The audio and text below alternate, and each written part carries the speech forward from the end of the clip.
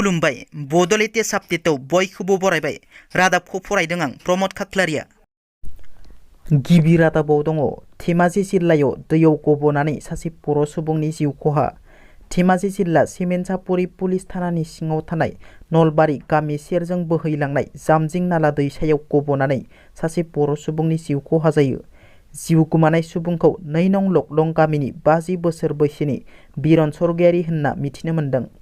मिथिनो मोननाय बादिब्ला थांनाय 1 अक्ट'बर खालि जामजिं नाला दैसाखौ बारनानै थांनाय समाव बिरन सरगियारिया दैयाव गबयो होनना मिथिनो मोन्दों। धेमाजि आरो सिलापथारनि SDRFनि हानजाया जथायै नागिरनानै जामजिं नाला दैसानिफ्राय बोखांनो हायो बिरन सरगियारिनि गोथै देहाखौ। दिनै 3 अक्ट'बराव गहपुरनि दैमालु गेलेग्रा फोथाराव बिटिआर गोरोबथानि 3.1 दफा बादियै बिटिआरनि सिमा बारायनायखौ बरायनाय हाबाफारि लानाय जादों।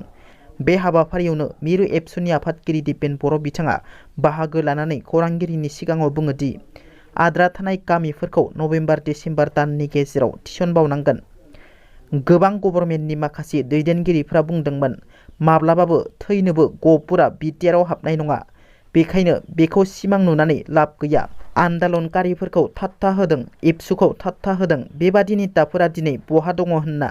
लोगोसे दिपेन बर' बिथाङा बुंबावोदि गहपुरनि सिमुलुगुरिसिम बिटिआर लिरनो हासिगोन आरो प्रमद बर'आबो बे ओनसोलसिम चिफ जासिगोन होनना। टकिय' अलिम्पिकआव ब्रन्ज मेडेल मोननो हानाय आसामनि बक्सार लाभलिना बरग'हाइआ चाइनानि हांझौआव सोलिफुबाय थानाय एशियान गेम्सनि आइजोफोरनि 75 केजि केटेगरि बक्सिंआव थाइलेन्डनि बक्सारखौ सेमिफाइनालाव 5-0 स्करनि फारागथियाव फेजेननानै फाइनालाव जायगा आवग्रिनो हायो। फाइनालाव सौहैनो हानायजों लोगोसे लाभलिना बरग'हाइआ फैगौ 2024 मायथाइनि पेरिस अलिम्पिकनि थाखाय क्वालिफाइड जानो हाबाय। महाराष्ट्रनि नान्देड जिल्लानि गंसे सरकारि देहा फाहामसालियाव सानथामावनो गासै 33 बेरामिफोरनि जिउ खहा जायो। जिउ खहा जानाय नखरनि सोद्रोमाफोरा फोरमायनाय बादिब्ला 30 सेप्तेम्बरनिफ्राय 2 अक्ट'बरसिम बे फाहामसालियाव 16 गोदानै जोनोम मोननाय खुदियाफोरखौ लाफादेरनानै गासै 33 सुबुंफोरा मोजां फाहामथाय मोनैनि थाखाय जिउ गोमायो होनना। बे जाथाया महाराष्ट्रनि नान्देड जिल्लानि डक्टर शंकर राव सबन गभर्नमेन्ट हस्पिटालाव सोमजिदों। ओरैहाय डक्टर शंकर राव सबन गभर्नमेन्ट हस्पिटालनि बिबानगिरिफोरा फोरमायनाय बादिब्ला मुलिफोरा देहा फाहामसालियाव खम थानायनि थाखाय बेरामिफोरनि जिउ गोमादों होनना। आसामाव फिन आसाम पुलिसआ बैसो गोरलैयाव जुलि जानाय फिसायफोरखौ हमदों। गुबुन गुबुन जिल्लाफोराव हमनाय बादिनो क'क्राझार जिल्लायाव गासै 24 बैसो जास्लाबियाव जुलि जानाय हौवाफोरखौ पुलिस बिफाना हमनो हायो होनना पुलिसनि सुलुङाव फोरमायदों।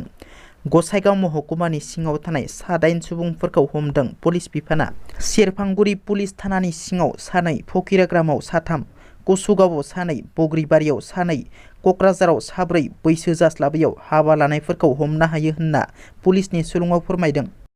दिनैनि रादाबा एसेनोसै।